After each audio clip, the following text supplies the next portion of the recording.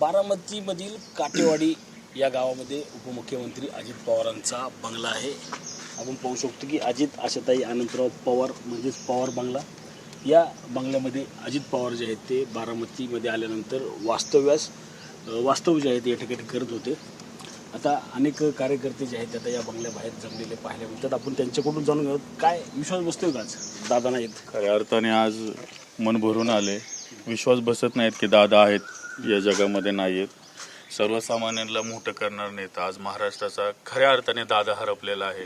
सर्वसामान्यांना मोठं करणारा आज आमच्यासारख्या छोट्या कार्यकर्त्यांना मोठी मोठी पदं देऊन आज जिल्हा परिषदसारख्या ठिकाणी संधी देणारा नेता आज आमचे आदरणीय दादा. आम्ही पोरकं झालेलो आहे. नुसतं महाराष्ट्रच नाही तर पुणे जिल्हा बारामती तालुका खऱ्या अर्थाने पोरका झालाय. आमच्यासारख्या सर्वसामान्य माणसाला दादाने खूप ताकद दिली आणि आज आम्हाला मोठं केलंय. अजूनही विश्वास बसत नाही की दादा आज आमच्यात नाहीयेत आणि दादा आम्हाला सोडून गेले. असं वाटतं की स्वप्नच आहे आणि कुठंतरी आता जाग आली, पण हे स्वप्न हे खरंच आहे आणि खूप मोठी न भरून येणारे महाराष्ट्राची हानी ही झालेली आहे. अजित पवारांचं पार्थिव जे आहे ते या ठिकाणी आणणार आहेत का, आणि आणलं तर कसा जो आहे तो कार्यक्रम असणार. आज बारामतीत दादांचं पार्थिव ठेवणार आहेत आणि विद्यापरिषदांच्या प्रांगणावरती उद्या सकाळी 6 वाजता आज दादांच्या या ठिकाणी आपण जमलो त्या ठिकाणी 6 वाजता आणणार आहे, 7 ते 9 या दरम्यान.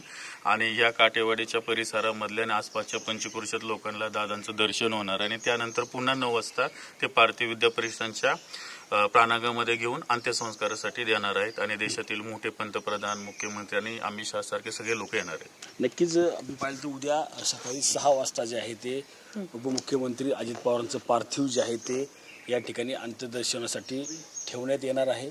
त्यानंतर हे 9च्या पुढे जे आहे ते पार्थिव विद्याप्रतिष्ठानच्या प्रांगणात नेऊन त्या ठिकाणी अंत्यसंस्कार जे आहेत ते या ठिकाणी होणार असल्याची माहिती आपल्याला विश्वासू सहकाऱ्यांनी जे आहे ते अजितदादांचे दिलेले आपल्याला पाहायला मिळत आहे. Cameraman Yogesh Samiranjit Jadhav, TV9 Marathi, Baramati, Pune.